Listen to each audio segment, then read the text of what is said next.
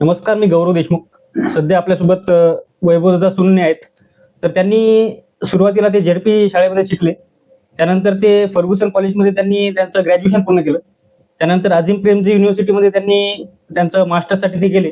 त्यानंतर विदेशामध्ये शिकण्यासाठी त्यांना कॉमनवेल्थ स्कॉलरशिप असेल, ट्रेनिंग स्कॉलरशिप असेल, ती मिळाली आणि ते युनिव्हर्सिटी ऑफ लीड्समध्ये शिकण्यासाठी गेले. तर ते दादा आपल्यासोबत आहेत आणि बाबासाहेब आंबेडकर यांची जयंती आता लवकरच 14 एप्रिलला आता आहे आणि त्यांचे बाबासाहेबांचे विचार त्यांच्यावरती कसे आहेत, बाबासाहेबांचे विचार त्यांच्यावरती कसे पडले, तर ह्या व्हिडिओच्या माध्यमातून आपण त्याच्याकडून ती माहिती जाणून घेणार. तर दादा तुमचं खूप खूप स्वागत आपल्या चॅनलमध्ये. धन्यवाद. तर दादा तुमची सुरुवात कशी झाली याबद्दल थोडं सांगा. सुरुवात आता जसं तुम्ही म्हटले की पेडगाव गाव आहे वाशिम जिल्ह्यात. सो पेडगाव मध्येच माझं कुटुंब राहतं.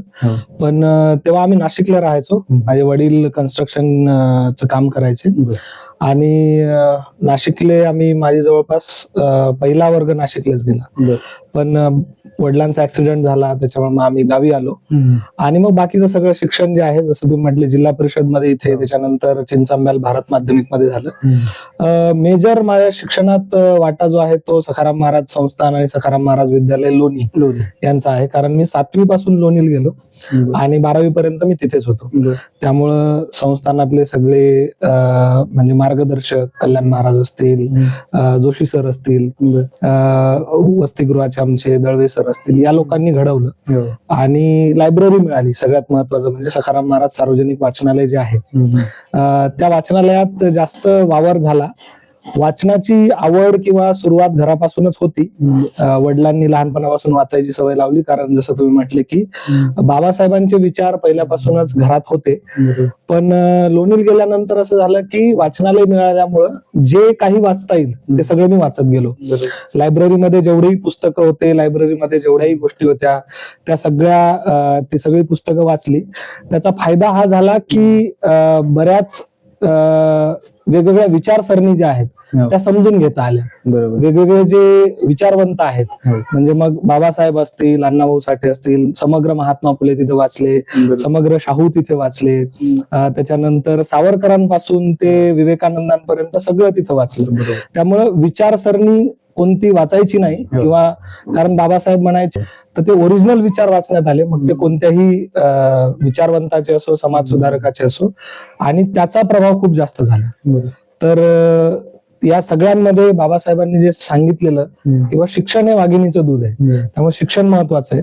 त्यामुळे घरची परिस्थिती असो किंवा बाकी अनेक अडचणी जरी आल्या तरी शिक्षण कुठेच न थांबू देता ते कंटिन्यू केलं. घरच्यांनी खूप सपोर्ट केला आणि 12वी नंतर मग काय करायचं हा सगळ्यात मोठा प्रश्न होता. पण जोशी सरांनी मार्गदर्शन केलं आणि मी 12वी नंतर फर्ग्युसन कॉलेज पुण्याला गेलो. आणि पुण्याला गेल्यानंतर तर मग असं झालं की म्हणजे आता तुम्ही फर्ग्युसन मध्ये शिकलात, मी 3 वर्ष तिथे होतो, पॉलिटिकल सायन्स शिकलो. पण तिथे शिक्षणापेक्षाही अजून ज्या गोष्टी मिळाल्या, जे वातावरण मिळालं, त्यानं असं लक्षात आलं की जगात खूप काही करण्यासारखं आहे आणि त्या सगळ्या गोष्टी आपण केल्या पाहिजे. तिथे गेल्यानंतर वेगवेगळे व्याख्यानं असतील, वेगवेगळे मार्गदर्शन शिबिरं असतील, तिथं सहभाग घेता आला आणि या सगळ्यातून एक जडणघडण होत गेली.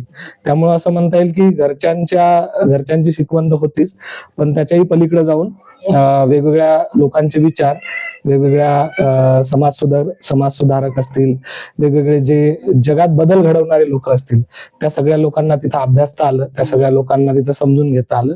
आणि सगळ्यात मोठा वाटा जो मी म्हणेन तो आहे ओरिजिनल थॉट्सचा.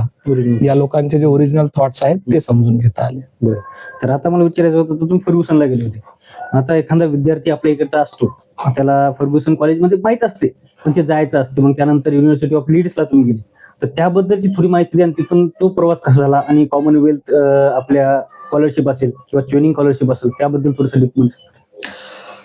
जसं की आता मी म्हटलं की एक तर सगळ्यात महत्वाची जो टर्निंग पॉइंट ठरला तो म्हणजे पुण्याला जाणं. पुण्याला फर्ग्युसन कॉलेजमध्ये गेल्यानंतर, कारण आपल्या गावाकडे काय असतं, बऱ्याचदा असं असतं की बा आपण फार हुशार आहोत, वर्गात आपण पहिला नंबर येतो, पण आपलं जग फार लिमिटेड होऊन जातं. पण तिथं गेल्यानंतर असं कळलं की जगात अजून खूप साऱ्या गोष्टी करण्यासारख्या आहेत. म्हणजे मी पुण्याला जेव्हा जायचं ठरवलं तेव्हा डोक्यात असं विशेष असं काही नव्हतं की आपल्याला पुण्याला कशासाठी जायचं. एक थॉट डोक्यात होता जो आपल्याकडे जनरली असतो किंवा एमपीएससी युपीएससी करायला आपण पुण्याला जाऊया. तर तो थॉट माझ्याही डोक्यात एक शॉर्ट होता का त्याच्यात काही फार करत आपण असं काही तेव्हाही नव्हतं. पण तिथे गेल्यानंतर असं कळालं की वेगवेगळ्या ज्ञान शाखा आहेत, म्हणजे वेगवेगळ्या नॉलेज स्ट्रीम येतात. जसं की तिथे गेल्यानंतर कळलं की पॉलिटिकल सायन्स स्पेशल आहे, इकॉनॉमिक्स स्पेशल आहे. पॉलिटिकल सायन्स मध्ये पण अजून गोष्टी आहेत, जसं इंटरनॅशनल पॉलिटिक्स एक वेगळं आहे, थिओरी पॉलिटिक्स वेगळं आहे, इलेक्ट्रॉल पॉलिटिक्स वेगळं आहे. तर ह्या सगळ्या गोष्टी पण अभ्यासाच्या आहेत. इकॉनॉमिक्स जसं इथं 12वी मध्ये इकॉनॉमिक्स शिकलो आपण. तिथे गेल्यानंतर कळलं की बँकिंग इकॉनॉमिक्स वेगळं आहे, ऍग्रिकल्चर इकॉनॉमिक्स वेगळं आहे. त्याच्यानंतर तुमचं थिओरटिकल इकॉनॉमिक्स जे आहे ते वेगळं आहे. तर ह्या सगळ्या गोष्टी तिथे गेल्यानंतर समजल्या. आणि एक मेजर टर्निंग पॉइंट पुण्यात असा झाला की डॉक्टर रवी कोल्हे जे आहेत, पद्मश्री डॉक्टर रवी कोल्हे, डॉक्टर स्मिता कोल्हे मेळघाटात ते काम करतात. त्यांना NSS मध्ये जेव्हा मी होतो तेव्हा त्यांची मुलाखत घेण्याचा मला संधी मिळाली. आणि त्यांच्या मुलाखत जेव्हा घेतली तेव्हा असं कळलं की त्यांच्याकडे एक शिबिर असतं त्या मेळघाटात. त्यांच्या शिबिराला आम्ही गेलो, माझे 2 अजून मित्र अभिषेक आणि वैभव. आणि तिथून असं लक्षात आलं की बाबा म्हणजे तो जो एक थॉट होता की घरच्यांनी जे नॉलेज दिलं, वाचनातून ज्या गोष्टी मिळाल्या, आणि बाबासाहेबांचा जो विचार तिथं थोडासा मिक्सअप झाला की आपण जे शिक्षण घेतो ते शिक्षण समाजाच्या कसं कामी आणता येईल.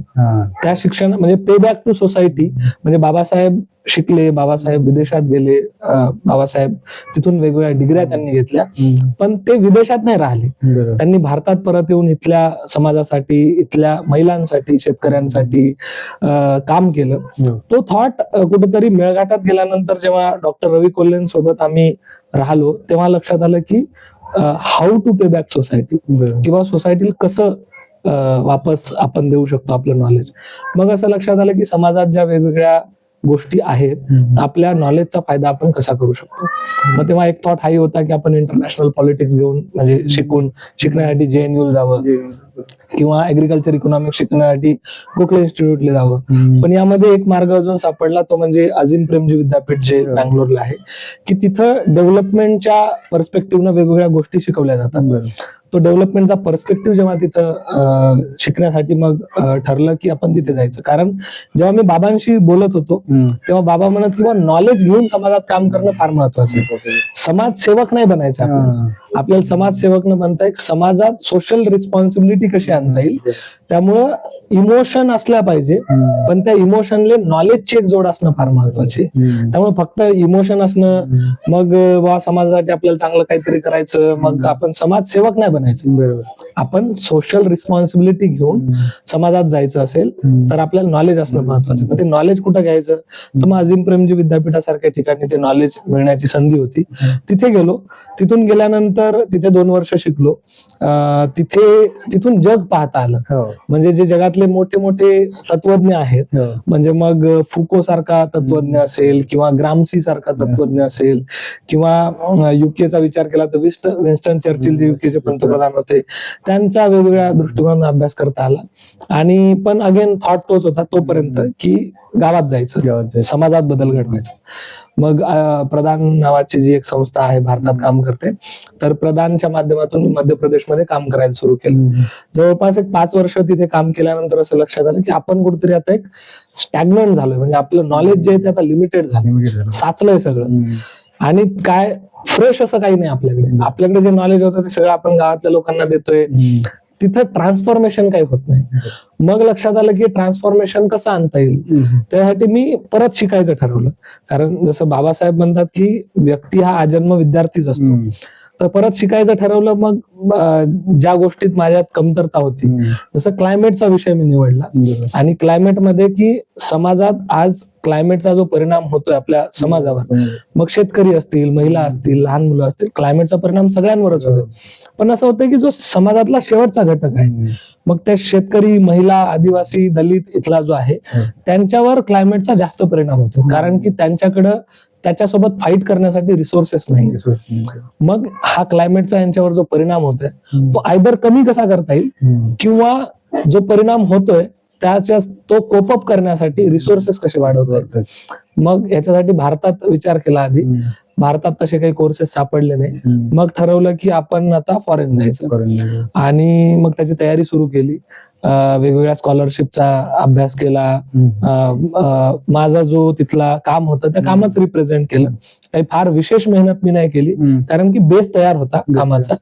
आणि वेगवेगळ्या विद्यापीठांना अप्लाय केलं. फोकस लंडनच म्हणजे ब्रिटनच होता, कारण की एन्व्हायरमेंटच्या पर्स्पेक्टिव्ह मध्ये ब्रिटनमध्ये बरंच काम झालेलं आहे.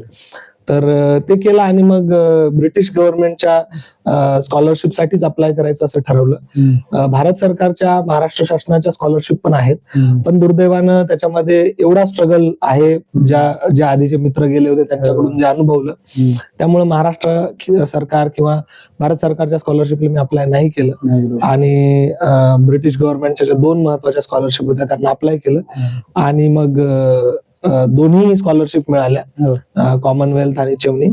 आणि वेगवेगळ्या विद्यापीठांमध्ये अप्लाय केलं होतं, तिथेही निवड झाली. आणि मग शेवटी मी लीड्स विद्यापीठ निवडलं. जे अगेन माझा जो थॉट होता की थ्योरी आणि प्रॅक्टिकल या दोन्हींना समजून कसं घेता येईल.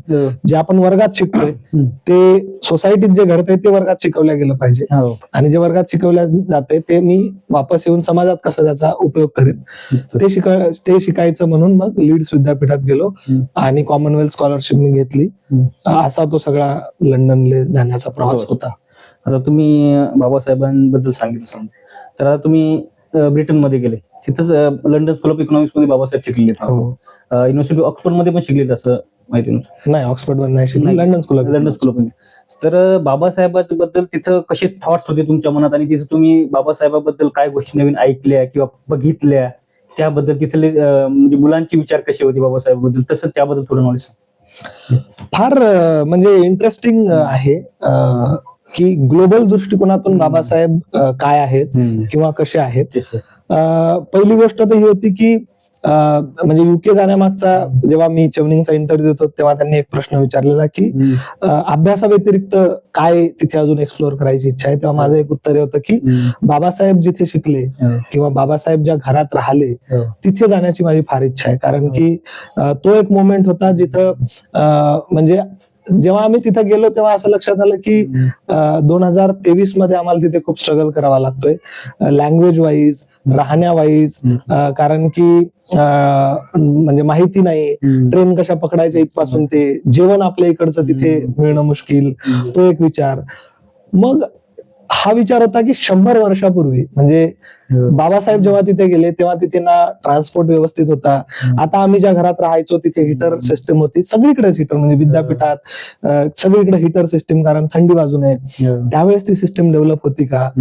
बाबासाहेब त्यांच्या लिखाणात म्हणतात की ते जिथे राहायचे तिथून लंडन स्कूल ऑफ इकॉनॉमिक्स पर्यंत बऱ्याचदा ते पायी यायचे.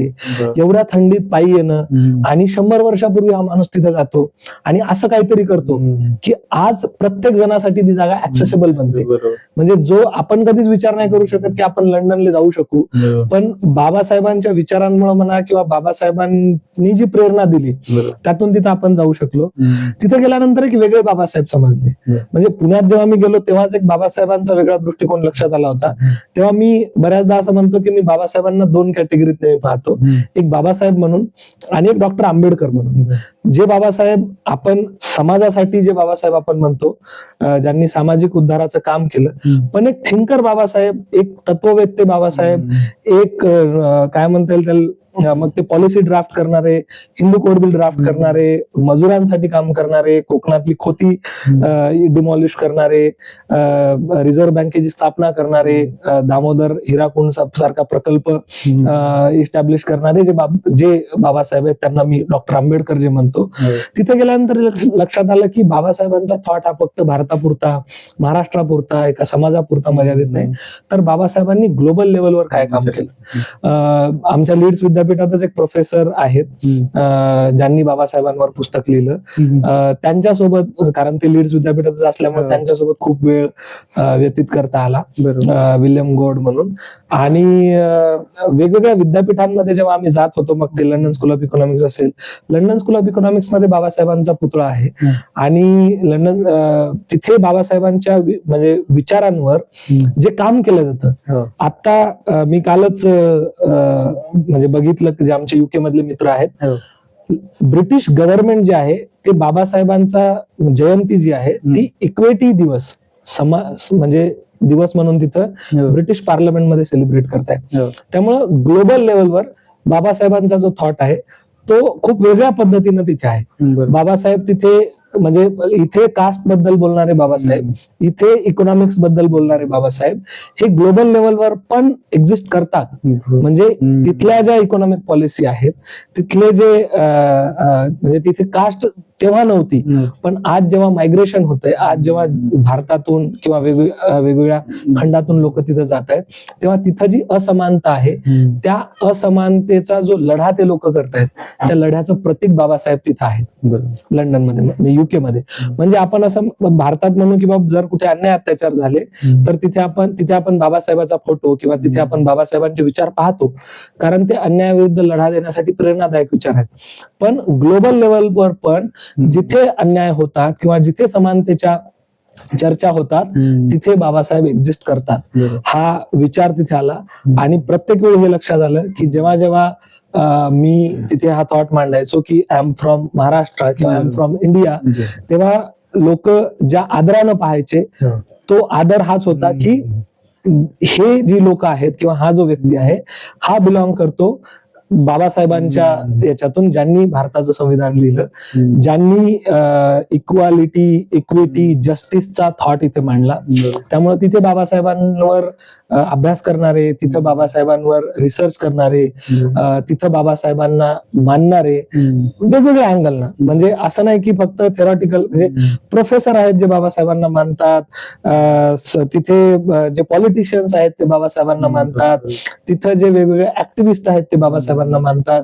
त्यामुळं आणि आत्ताच्या घडील विद्यार्थी जे आहेत ते विद्यार्थी बाबासाहेबांचा थॉट जो आहे तो आता अकॅडमियामध्ये वेगळ्या पर्स्पेक्टिव्हने घेऊन येत आहेत. म्हणजे एडनब्रा युनिव्हर्सिटी असेल, लंडन स्कूल ऑफ इकॉनॉमिक्स असेल, ऑक्सफर्ड असेल, ब्रिस्टल युनिव्हर्सिटी असेल, सोआस असेल, लीड्स विद्यापीठ असेल, या सगळ्या विद्यापीठांमध्ये आता बाबासाहेबांच्या नावानं सोसायटी सुरू होतीये, म्हणजे झाली. आणि आता अजून वेगवेगळ्या विद्यापीठांमध्ये बाबासाहेबांच्या नावे सोसायटी तिथे सुरू होती. सोसायटी म्हणजे जसं आपण म्हणतो एक स्टुडंट्स क्लब ज्याला आपण म्हणूया, एक प्लॅटफॉर्म तिथे तयार होते. म्हणजे आपण हे सांगण्यामागचा उद्देश हा की बाबासाहेब हे ग्लोबल सिम्बॉल आहे किंवा ग्लोबल एक काय म्हणूयात आपण त्याला विचार आहे. जिथं जिथं इक्वालिटी चा विचार आहे, जिथं जिथं जस्टिसचा विचार आहे, तिथं तिथं ग्लोबल लेवलवर बाबासाहेब आहेत. अच्छा, असं नाही की फक्त युके मध्येच, कारण युके मध्ये शिकताना ग्लोबल मित्र होते सगळे. मग आमच्या क्लासमध्ये कोणी इंडोनेशियाची विद्यार्थिनी आहे, कोणी अमेरिकेतला आमचा मित्र आहे, कोणी आमचा साऊथ आफ्रिकेमधला मित्र आहे. तेव्हा त्या प्रत्येक जणाच्या विचारांमध्ये कुठे ना कुठे जिथे जस्टिस, इक्वालिटी चा विचार असतो तिथे तिथे बाबासाहेब आहेत. आणि बाबासाहेबांना आपण ज्या पर्स्पेक्टिव्ह मध्ये पाहतो तिथे एक वेगळे बाबासाहेब समजून घेता आले. कारण की आपल्या समाजामध्ये जनरली आपण जे बाबासाहेब पाहतो ते बाबासाहेब आपण पाहतो की त्यांनी चौदार तळ्याचा सत्याग्रह केला, त्यांनी काळाराम मंदिराचा सत्याग्रह केला, त्यांनी भारताचं संविधान लिहिलं. ह्या सगळ्या बाबी आपण जास्त हायलाइट आपल्या सोसायटीमध्ये होतात. पण बाबासाहेब जेव्हा ग्लोबल लेवलवर आपण विचार करतो तेव्हा बाबासाहेब अँथ्रोपॉलॉजिस्ट आहेत, बाबासाहेब इकॉनॉमिक्स आहेत, बाबासाहेब जे आहेत ते वेगवेगळ्या दृष्टिकोनातून जेंडर सांगतात, बाबासाहेब वेगवेगळ्या दृष्टिकोनातून तिथे सांगतात की समाजातली इनइक्वालिटी जर कमी करायची असेल तर काय वे आउट असू शकतात. त्यामुळं ग्लोबल लेवलवर जाऊन एक वेगळ्या पर्स्पेक्टिव्हचे बाबासाहेब इमोशनली पण आणि थॉट वाईज पण समजले. म्हणजे जेव्हा बाबासाहेबांच्या घरी मी 5-6 वेळेस आम्ही गेलो आणि तिथे गेल्यानंतर जो एक विचार मिळायचा, आणि दुसरी गोष्ट तिथे जाण्यामागचा एक थॉट हा पण असायचा की बऱ्याचदा असं होतं की म्हणजे अजूनही बरेच लोक विचारतात किंवा युके मध्ये गेले, तिथे चांगल्या सगळ्या गोष्टी होत्या, पण तिथेच का नाही राहिले, इथं परत का आले.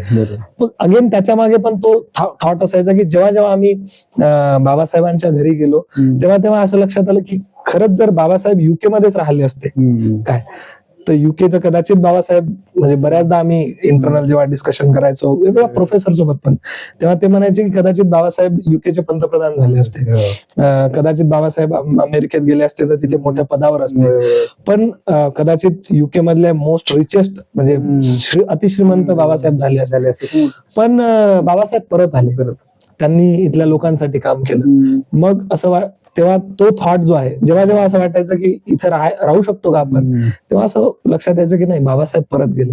मग तो जो पे बॅक टू सोसायटीचा थॉट होता तो देण्यामध्ये बाबासाहेब इमोशनली खूप त्यांनी मदत केली असं म्हणता येते बाबासाहेबांच्या विचारांनी. आणि नॉलेज वाईज तर काही प्रश्नच नाही.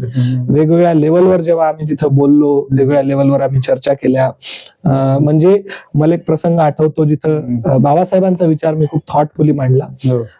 ब्रिटिश पार्लमेंटमध्ये काही कॉमनवेल्थ स्कॉलर्सला इन्व्हाइट केलं होतं, त्यामध्ये मी होतो. आणि तिथं आमच्या एरियाबद्दल वेगवेगळे म्हणजे ब्रिटिश पार्लमेंटचे जे खासदार आहेत ते समजून घेत होते किंवा काय अजून करू शकतो, म्हणजे कॉमनवेल्थ म्हणजे जो राष्ट्रसंघ आहे, कॉमनवेल्थ म्हणून आपण काय करू शकतो वेगळ्या थॉट बद्दल. तिथे मी जो थॉट मांडला होता, इथल्या इंडिजिनियस कम्युनिटी म्हणजे इथला जो आदिवासी समुदाय किंवा इथला जो वंचित घटक आहे, मागास समूह आहे, त्या मागास समूहाचं उत्थान किंवा त्यांच्यात बदल कसं करता येईल ह्याच्यासाठी मी बाबासाहेबांचे रेफरन्स तिथे दिले होते. आणि त्यावेळी ज्या खासदारांना आम्ही भेटलो आणि ज्या ब्रिटिश पार्लमेंटचे म्हणजे ब्रिटिश हाऊस ऑफ तिथलं जे म्हणजे तिथली जी लोकसभा आहे त्या लोकसभेच्या माजी सभापती आमच्या सोबत तिथे होत्या डिस्कशन मध्ये, आणि त्यांनी ते थॉट्स खूप अप्रिशिएट केले. आणि त्यांनी हे पण ऍडमिट केलं की जेव्हा त्या सभागृहात होत्या तेव्हा त्यांनी जे कॉमनवेल्थचं जे काम आहे त्या कमिट्यांवर जेव्हा त्यांनी काम केलं तेव्हा त्यांनी बऱ्याचदा या थॉट्सवर बाबासाहेबांचे काम केले. त्यामुळे बाबासाहेब हे झोपडीतल्या माणसासाठी जसे आदर्श आहेत तसे ते ग्लोबल लेवलवर मग तो कितीही मोठा व्यक्ती असो त्याच्यासाठी पण Babasaheb equality, justice, equity, fraternity यासाठी बाबासाहेब आहेत. तर आता आपण बाबासाहेबांवर बोलत असताना आता आपली जयंती समजा जवळ येत आहे, तर आता आपल्या बहुजन समाजामध्ये कसे असते आपल्या सर्व की आपण बाबासाहेबांना तुम्ही सांगितलं त्याप्रमाणे आपण इथे बाबासाहेबाला आपण एक समजतो किंवा आपण बाबासाहेब असतील, छत्रपती शिवाजी महाराज असतील, वीर सावरकर जे असतील, कोणी असेल त्यांच्याकडे आपण बघितलं की एक समाज म्हणून बघतो. पण आता बाबासाहेबांची जयंती येते, तर बाबासाहेबांची जयंती आपण कशा प्रकारे केली पाहिजे आणि त्या महापुरुषांना आपण कशा प्रकारे बघितलं पाहिजे त्याबद्दल थोडीशी माहिती सांगा. म्हणजे म्हणजे तुम्ही नावं घेतले त्याच्या पलीकडेही जाऊन जर विचार केला तर आज आपल्या ज्या अस्मिता आहेत किंवा आपली जी आयडेंटिटीज आहेत त्या एवढ्या टोकाच्या झाल्या की आपण त्या लिमिट केल्या. मग मुद्दा बाबासाहेबांची जयंती असो, शिवाजी महाराजांची असो की कोणत्याही आपल्या महापुरुषांच्या जयंत्या असो, त्या आपण आज अगेन तेच केलं की हे एका समाजाचे लिमिट केलं. पण म्हणजे युके एज्युकेशनचा या सगळ्यात मोठा जो वाटा आहे, जसं मी म्हटलं की बाहेर गेल्यानंतर हे कळलं की बाबासाहेब आपल्यापेक्षा जास्त अजून कोणाचे आहेत. तसं बाबासाहेब सगळ्यांचेच आहे, त्याच्यात काही दुमत नाही. पण जे आपण क्लेम करतोय किंवा इथला समाज घटक जो क्लेम करतोय वेगवेगळ्या महापुरुषांसाठी, मग ते बाबासाहेब असोत किंवा छत्रपती शिवाजी असोत किंवा ते गौतम बुद्ध असोत किंवा अहिल्याबाई होळकर असोत, वेगवेगळे महात्मा फुले असोत. म्हणजे आमचा विल्यम गोल्ड नावाचा प्रोफेसर जो आहे तो, आम्ही जेव्हा फुल्यांबद्दल बोलतो म्हणजे चर्चा करायचो तेव्हा मी असं म्हणतो की कदाचित फुल्यांचा विचार जो त्याच्या डोक्यात आहे तो कदाचित आपल्या इथे फार कमी लोकांच्या डोक्यात असेल, है ना. म्हणजे आता मी पाहत होतो की महाराष्ट्र शासन फुल्यांचा आता जयंती वर्ष 150 वर्ष जयंती सेलिब्रेट करायचं मागे निर्णय घेतला महाराष्ट्र शासनाने. वर्षभर वेगवेगळे त्यासाठी उपक्रम लागू होत आहेत. पण आपले मेजर उपक्रम काय आहेत की त्यांचे समाधी स्थळ डेव्हलप करणं, तिथं वेगवेगळ्या गोष्टी डेव्हलप करणं.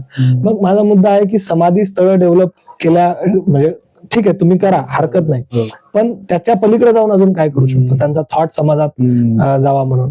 मग आपण किती त्यांचे पुस्तकं समाजापर्यंत पोहोचवू शकतो, किती त्यांचे विचार समाजापर्यंत पोहोचवतो. म्हणजे वाईस वर्सा आहे, म्हणजे वाईस वर्सा म्हणजे दोन्ही बाजूनी गोष्टी आहेत. समाजालाही तेवढं रिस्पॉन्सिबल बनावं लागेल आणि जे आपले डिसिजन मेकर्स आहेत ते जे पॉलिसी बनवत आहेत त्यांनाही तसं बनावं लागेल. म्हणजे महापुरुषांची नावं जिल्ह्याला देऊन आपण जर खुश होत असू किंवा महापुरुषांच्या नावाने एखादं महामंडळ सुरू करून आपण जर खुश होत असू किंवा महापुरुषांच्या नावाने नावाने एखादं पुतळा बांधून जर आपण खुश होत असू तर मग प्रॉब्लेम आहे. प्रॉब्लेम म्हणजे आजही शिवाजी महाराजांच्या युद्धनीतीबद्दल नाही बोललं नाही जात. बोलू शकतो. है ना. पण मग आपण म्हणजे मी जेव्हा आम्ही लंडन याच्यामध्ये लीड्स मध्ये आमच्या घराच्या शेजारीच आर्मरी म्युझियम होतं, म्हणजे वेगवेगळे शस्त्रास्त्र जगभरातले तिथं ठेवलेले होते. आणि तेव्हा तिथं जेव्हा आम्ही वाघनखं पाहिली, म्हणजे अगेन मी तेच म्हणतो, आपण इमोशनल नाही असं नाही, तो एक इमोशनल टच आपल्यात आहे की अरे हे महाराजांची म्हणजे महाराजांनी हे इन्व्हेंट केलेलं शस्त्र आहे, तो एक इमोशनल टच असतो. पण त्याच्या पलीकडे काय, मग त्याचा आपण अजून काय केलं, त्याच्यावर आपण किती रिसर्च करू शकलो, त्याच्यावर आपण जगभरात किती संशोधन करू शकलो. म्हणजे विन्स्टन चर्चिलवर जे लोक लिहितात बोलतात किंवा वेगवेगळे जे वेस्टर्न थिंकर्स आहेत त्यांचे थॉट्स जसे आपल्या अभ्यासक्रमात आहेत, म्हणजे जसं मी म्हटलं किंवा आमच्या अभ्यासक्रमात फुको आहे, रुसो आहे, हॉब्स, लॉक, जॉन हे सगळे लोक आहेत, ग्रामसी आहे. मग आपल्या इथली जी थॉट प्रोसेस आहे, आपल्या इथले जे वेगवेगळे विचार आहेत ते आपल्या अभ्यासात का नाही? मग हा विचार करण्याची कुठतरी गरज आहे. त्यामुळे मग वेगवेगळे जे विचार, जसं बाबासाहेबांचं जसं मी म्हटलं, मग आजही आपल्या शिक्षणामध्ये, आजही आपल्या समाजामध्ये बाबासाहेबांनी जो पाणी प्रश्न बाबासाहेबांनी मांडला, बाबासाहेबांनी जे वॉटर बजेट किंवा हे मांडले त्याच्याबद्दल आपल्याकडे नाही बोललं जात. म्हणजे फार रेअरेस्ट ऑफ द रेअर केस आहेत जिथं बाबासाहेबांच्या या गोष्टीबद्दल बोललं जातं. बाबासाहेबांनी जो तत्वज्ञान मांडलं, बाबासाहेबांनी हिंदू कोड बिल का मांडले याची आपण समाजात इन जनरल चर्चा करतो. मग आपण आपला थॉट कुठे येऊन थांबतो की बाबासाहेबांनी हिंदू कोड बिल मांडलं, काही लोक म्हणजे नेहरूंनी त्याला विरोध केला, जे आपण चर्चा करतो ते, आणि मग बाबासाहेबांनी राजीनामा दिला. पण त्याच्या पलीकडे जाऊन मग ते तेव्हाचे जे थॉट्स होते ते थॉट्स आज आपण समाजात आणतो का? मग हिंदू कोड बिल मध्ये बाबासाहेब महिलांसाठी जे हक्क अधिकार ठेवतात किंवा सांगतात किंवा प्रपोज करतात, ते आज बाबासाहेबांच्या नंतर 75 वर्षानंतर पण आपण दिलेत का? मग जर आपण नाही दिले तर मग बाबासाहेबांचे कोणते विचार आपण घेतो, हा मुद्दा आहे ना. आजही महिलांना आपण संसदेत 33% रिझर्वेशन दिले ना. मग महिलांचे जे अधिकार आहेत, जे बाबासाहेब तिथं मांडतात, त्याच्यासाठी बाबासाहेबांनी संघर्ष केला. जमिनीच्या संदर्भात असतील, पाण्याच्या संदर्भात असतील, शिक्षणाच्या संदर्भात असतील, जे विचार म्हणजे जसं बाबासाहेबांच्या नावानं वेगवेगळे अध्यासन केंद्र आहेत, विद्यापीठ पण आहेत, पण त्या विद्यापीठांमध्ये खरंच बाबासाहेब शिकवल्या जात आहेत का? बाबासाहेब कोणत्या पर्स्पेक्टिव्हने शिकवल्या जातात? त्यामुळं समाजाला बाबासाहेबांचे फक्त एक उदाहरण आहे. सगळ्याच महापुरुषांबद्दल आपण हा विचार केला पाहिजे की त्यांचे विचार लहानपणापासून वेगवेगळ्या सिस्टम म्हणजे मग कुटुंब व्यवस्था असेल, शिक्षण व्यवस्था असेल, वेगवेगळे जे आता आजकाल जे ट्रेनिंग मॉड्यूल्स किंवा वेगवेगळे जे टेक्निकल कोर्सेस असतील, इन्क्लुडिंग त्यामध्ये आपण कसे आणू शकतो. वेगवेगळ्या महापुरुष जे लोक त्या क्षेत्रातले एक्सपर्ट आहेत त्यांचे विचार आपण कसे आणू शकतो. आणि अजून एक मी जे सांगेन की मी का हा विचार करू शकलो किंवा मी काय अशा गोष्टी करू शकलो, ओरिजिनल थॉट्स वाचणं खूप महत्वाचं आहे. जेव्हा बाबासाहेब ओरिजिनल आपण वाचतो तेव्हा लक्षात येतं की मग बाबासाहेबांचे त्या काळात काय विचार होते, आजच्या घडील ते विचार किती लागू होतात समाजासाठी. मग ते लागू जर होत असतील तर ते लागू करण्यासाठी आपण काय केलं पाहिजे. तुम्हाला जरा थांबवतो, मला विचारायचं होतं की ओरिजिनल थॉट्स आता असतात, बरेचसे आपले प्रेक्षक पाहतील तर त्यामध्ये ओरिजिनल थॉट्स असतात, वाचायची कुठून, तर त्याबद्दल थोडं सांगाल. म्हणजे ओरिजिनल थॉट्स कसे घ्यायचे, कसे वाचायचे, कुठं आपण कोणतं पुस्तक वाचलं पाहिजे, बऱ्याच जवळ असं होते, तर त्याबद्दल माझं याच्यात एक फार सिंपल विचार आहे. ओरिजिनल थॉट्स म्हणजे त्या व्यक्तीनं लिहिलेल्या गोष्टी, त्या व्यक्तीने लिहिलेलं. हो, म्हणजे मी बाबासाहेबांचे रायटिंग अँड स्पीचेस म्हणजे त्यांचे जे भाषण आणि लेखन आहेत त्याचे जवळपास 18 खंड आहेत. बाबासाहेबांचे सगळे खंड वाचले. मग तेव्हा लक्षात येतं की बाबासाहेब 1927 साली काय म्हणतात, 1934 साली काय म्हणतात, 1947 साली काय म्हणतात आणि 1952 साली काय म्हणतात. मग हे 4 वेगवेगळ्या टप्प्यातले बाबासाहेब जेव्हा वाचतो आपण तेव्हा असं लक्षात येतं की त्यांचे कोणते थॉट बदलतात आणि कोणत्या थॉट बद्दल ते रिजिड आहेत. म्हणजे रिजिड म्हणण्यापेक्षा कोणत्या थॉट बद्दल ते खूप स्टँड आहे त्यांचा, की बाबा त्यांचे काही थॉट्स बदलताना दिसतात पण काही थॉट ते कॉम्प्रोमाइज करत की नाही जमणार म्हणजे नाही जमणार, हे असंच झालं पाहिजे.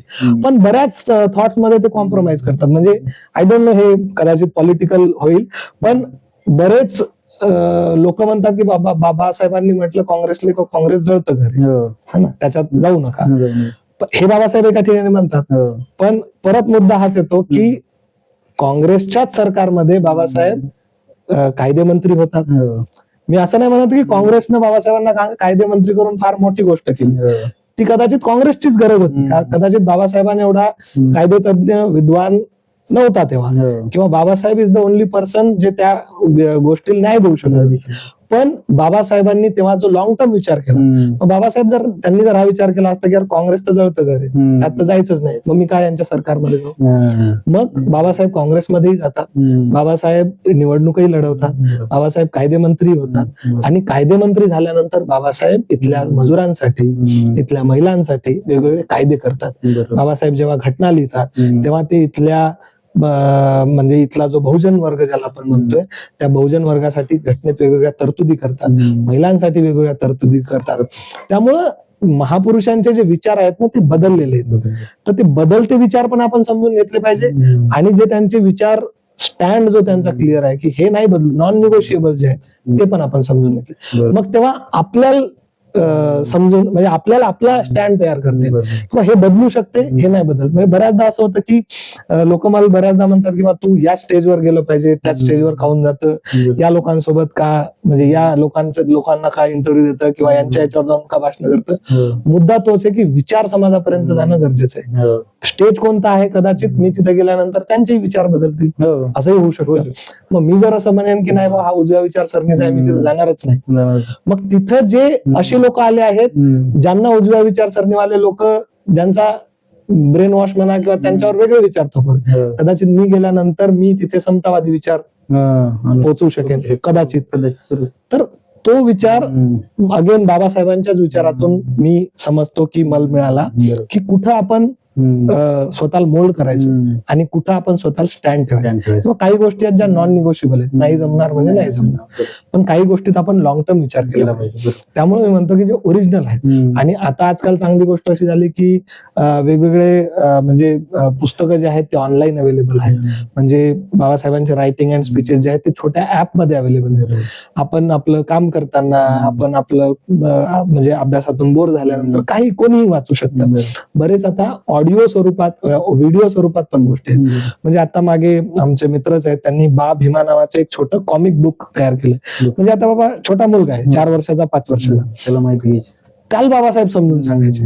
मग त्याला जर आपण सांगितलं की बा म्हणजे गावात आपण त्याला बाबासाहेब जयंतीच्या माध्यमातून, आता जसं लहान मुलं आहे तो पण जयभीम म्हणते है ना, तो पण बाबासाहेब जयंतीत पार्टिसिपेट करतो, पण त्या जयभीम मागचा थॉट काय है ना. जसं आता माझा पुतण्या आहे 3 वर्षाचा आहे, तो पण हल्ली येणाऱ्या जाणाऱ्या सगळ्या लोकांना जयभीम म्हणते. तो पण बाबासाहेबांचा फोटो बघितला बाबासाहेब आंबेडकरांचा विजय असं म्हणते, पण त्याच्या मागचा जो थॉट आहे तो जर त्याला समजून द्यायचा असेल तर कदाचित त्याला ते एवढं मोठं पुस्तक किंवा बाबासाहेब तत्वज्ञ बाबासाहेब कदाचित त्याला नाही समजलं, पण छोट्या छोट्या गोष्टींचे पुस्तक आहेत. आता मागच्या 15 दिवसांपूर्वी सावित्रीबाई फुलेंचं कॉमिक बुक आमच्या मित्रांनी प्रकाशित केलं पुण्यात. मग आपण जे म्हणतो की लेकरांना तिथपासून सुरुवात आहे ना ओरिजिनल थॉटची, की बाबासाहेबांना कोणत्या गोष्टीतून बाबासाहेब घडले ते जर आपण लेकरांवर आतापासून संस्कार करू शकत असू, आणि जयंती सेलिब्रेट करणं वेगवेगळ्या महापुरुषांची, आता आजकाल आपण जे डीजे डान्स अँड ड्रिंकच्या 3D जयंती आपण सेलिब्रेट करतो, ठीक आहे, आता तो प्रत्येकाचा कदाचित गावाचा लोकांचा इंडिव्हिज्युअल चॉईस असू शकतो, पण मला असं वाटतं की त्याच्या सोबत जर आपण म्हणजे आता त्याच्यावर बरेच हे येतं किंवा आम्ही सेलिब्रेट नाही करायचं का, मग तुम्हाला फक्त आमचा डीजे दिसते का वगैरे वगैरे. ठीक आहे, करा सेलिब्रेट, काही हरकत नाही, पण त्याच्या सोबत जो एक थॉट प्रोसेस पण घेऊन जायची. त्यामुळे प्रत्येक वेळी म्हणतो की इमोशनल लेवलवरचे बाबासाहेब आणि एक थॉटफुल डॉक्टर आंबेडकर, या दोघांना जर सोबत घेऊन चाललो आणि हे सगळ्याच महापुरुषांच्या बाबतीत, तर आपण म्हणजे मला जेव्हा मी, कारण मी MP मध्ये राहतो, बऱ्याचदा ट्रेनिंग आणि या सगळ्या गोष्टींसाठी माझं इंदोरला जाणं होते, तिथं अहिल्याबाई होळकरांबद्दल म्हणजे मला असं वाटतं की अजूनही त्या उपेक्षितच आहेत त्यांच्या तत्वज्ञानाबद्दल. मग आपण काय सांगतो की त्यांनी घाट बांधले, आपण काय सांगतो त्यांनी दान धर्म केले, त्यांनी मंदिरं बांधले, पण एक स्त्री शासक बनून त्यांनी जो आदर्श निर्माण केला, त्यांनी जे डिसिजन्स घेतले, म्हणजे जेव्हा इथली व्यवस्था त्यांना म्हणते की तुम्ही गादी खाली करा, तेव्हा ती महिला म्हणते की नाही, गादीवर मी आहे आणि मी ही गादी चालवेन. हा थॉट खूप मोठा थॉट आहे. मग हा थॉट नॉलेज सिस्टीम मध्ये, हा थॉट सोसायटीमध्ये कोणत्या अँगल राहायला पाहिजे हे फार गरजेचं आहे. म्हणजे आजचं शेती धोरण महात्मा फुल्यांच्या शेती धोरणाशी कसं अलाइन करता येईल. आजचं जे प्राईम म्हणजे हंटर कमिशन समोर महात्मा फुले जेव्हा जातात तेव्हा ते प्राथमिक शिक्षणाचा जोर धरतात. बरोबर. म्हणजे पहा, ही गोष्ट 200 वर्षापूर्वीची. तर तेव्हा महात्मा फुले म्हणतात किंवा प्राथमिक शिक्षण मिळालं पाहिजे सगळ्यांना, आणि आज आपण मराठी शाळा बंद करतो. मग हा जो फुलांचा थॉट आहे तो इथं कसा आणता येईल. शिवाजी महाराजांचं जे शेतकऱ्यांप्रतीचं धोरण होतं, शिवाजी महाराजांचे जे युद्धाप्रती धोरण होतं, शिवाजी महाराजांचं जे महिला सक्षमीकरणाचं धोरण होतं, शिवाजी महाराजांचं जे समाज कल्याणाचं धोरण होतं, ते आजच्या पॉलिसीमध्ये कसं आणता येईल, ते आजच्या एज्युकेशन सिस्टीम मध्ये कसं आणता येईल. मग त्या चौथीच्या पुस्तकापुरतेच जर आपल्याला शिवाजी महाराज मर्यादित ठेवायचे का, हा विचार करायची फार गरज आहे. त्यामुळे जयंत्या विचार सेलिब्रेट करणं चांगली गोष्ट आहे, पण त्याच्या सोबत अजून जोड काहीतरी असली तर कदाचित आपण या महापुरुषांचे विचार पुढे नेऊ शकू, समाजाच्या बाहेर नेऊ शकू. नाहीतर मग जे चाललंय ते तर चालूच आहे, त्याच्यात काही म्हणजे प्रत्येकानं आपापले वाटून घेतलेलेच. पण मला असं वाटतं की कदाचित तो विचार जर बाहेर नेऊ शकलो आपण, तो त्या विचारांवर काम करणारी लोक तयार होते. तर आता शेवटचा प्रश्न होता की आता आपले विद्यार्थी असतात समजा, किंवा आता कोणी नवीन मुलगा असतो, किंवा आपल्या समाजातील काही लोक असतात, तर त्यांना तुमचा काय संदेश आहे की आता समजा एखाद्या विद्यार्थ्याला नवीन काहीतरी करायचं असेल, किंवा आता बाबासाहेबांच्या थॉट्स बद्दल माहिती घ्यायची असेल, किंवा बाबासाहेबांच्या थॉट्स वरून त्याला काहीतरी शिकायचं असेल पुढे, तर त्याच्याबद्दल थोडं सांगा ना. बाबासाहेबांचे थॉट्स, पहिली गोष्ट तर वाचन सगळ्यात महत्वाचं. आता आजकाल वेगवेगळ्या गोष्टी म्हणजे वाचन म्हणजे थॉट समजून घेणं. त्यामुळे मी म्हणजे सगळ्यांना हेच सांगेन की बाबासाहेब वेगवेगळ्या म्हणजे काय म्हणतात पॅरामीटर्सवर आपण वाचू शकतो. म्हणजे जर एखादा विद्यार्थी असेल, त्याला जर बाबासाहेब वाचायचे तर तो विद्यार्थ्याच्या पर्स्पेक्टिव्ह म्हणजे नॉलेजच्या पर्स्पेक्टिव्ह बाबासाहेब वाचू शकतो. समाजातला दुसरा घटक असेल, महिला असतील, त्यांना बाबासाहेब महिलांच्या पर्स्पेक्टिव्ह समजून घेता येणं पॉसिबल आहे. म्हणजे मी प्रत्येक विद्यार्थ्याला एक गोष्ट तर सजेस्ट करेन, खूप छोटं पुस्तक आहे बाबासाहेबांचं, विद्यार्थ्यांना जागृत व्हा. विद्यार्थ्यांना जागृत व्हा, छोटं पुस्तक आहे. बाबासाहेब पुस्तक नाही, बाबासाहेबांनी एक एसे लिहिला होता, तो एसे पुस्तकाच्या रूपात आज अवेलेबल आहे, ऑनलाईनही अवेलेबल आहे. तर तो सगळ्या विद्यार्थ्यांनी नक्की वाचला पाहिजे. मी तर म्हणतो की शाळा कॉलेजेसमध्ये प्रत्येक विद्यार्थ्याच्या हातात बाबासाहेबांचं विद्यार्थ्यांना जागृत व्हा आणि शिवाजी गोविंद पानसरेंनी लिहिलेलं शिवाजी कोण होता, हे 2 पुस्तकं प्रत्येक विद्यार्थ्याच्या हातात, तो 5वी 6वी 7वीतला विद्यार्थी जर असेल त्याच्या हातात गेली पाहिजे. कारण तिथून त्याची कदाचित थॉट प्रोसेस डेव्हलप व्हायला सुरुवात होईल. आणि मग जे आजकाल व्हॉट्सअप युनिव्हर्सिटीवर किंवा सोशल मीडियावर जे बाबासाहेब, सोशल मीडियावर जे शिवाजी महाराज, सोशल मीडियावर जे वेगवेगळे महापुरुष आपल्यापर्यंत पोहोचतात, ते पोहोचायला कदाचित आपण थांबवू शकतो. कारण की याच्यातून विद्यार्थ्यांना जागृत व्हामध्ये बाबासाहेब विद्यार्थ्यांनी कसं वागलं पाहिजे, विद्यार्थ्याचं काय कर्तव्य आहे हे बाबासाहेब सांगतात, ते फार गरजेचं आहे. त्यामुळे मी प्रत्येकाला रिकमेंड करेन की म्हणजे बाबासाहेबांचे ओरिजिनल थॉट्स तर वाचले तर खूप सारे आहेत, म्हणजे रायटिंग अँड स्पीचेसचे एवढे 18 खंड आहेत. पण सिंपल सुरुवात जर आपण केली तर विद्यार्थ्यांना जागृत व्हाय, सगळ्या विद्यार्थ्यांसाठी पुस्तक आपण विद्यार्थ्यांनी ते वाचू शकता, ऑनलाईन अवेलेबल आहे, आणि जर विकतही घेतलं तर फार स्वस्त आहे. मी काही मित्रांना विनंती करेन की आपल्या लायब्ररीत ते पुस्तक अवेलेबल करून सांगेन मी करून द्यायला, आणि ते इथून नेऊनही तुम्ही वाचू शकता. 30-40 कॉपी इथं ठेवूयात, काही प्रॉब्लेम नाही. तर ते पुस्तक सगळ्यांनी नक्की वाचा, विद्यार्थ्यांनी वाचा, त्यांच्या पालकांनी वाचा. आणि दुसरं पुस्तक मी रिकमेंड करेन की गोविंद पानसरेंचं शिवाजी कोण होता, हे पुस्तक नक्की वाचा. तर हे होते आपल्यासोबत वैभव सोनवणे. तर त्यांनी सांगितलं आता बाबासाहेबांची ग्लोबल लेवलचं त्यांनी पर्स्पेक्टिव्ह सांगितलं की ग्लोबल लेवलवर त्यांनी कसं बाबासाहेबांनी काम केलं. आणि आपण विचार करतो की आपण बरेचसे आपण भारतापुरतं मर्यादित विचार करतो, पण त्यांनी ग्लोबल लेवलच्या पण गोष्टी सांगितल्या.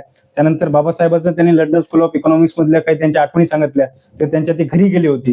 त्यानंतर त्यांनी सांगितलं की बाबासाहेबांनी असा विचार केला होता की त्यांच्या UK मध्ये ते 1 नंबरचे श्रीमंत सुद्धा झाले असते, म्हणजे त्या लिस्टमध्ये असते ते.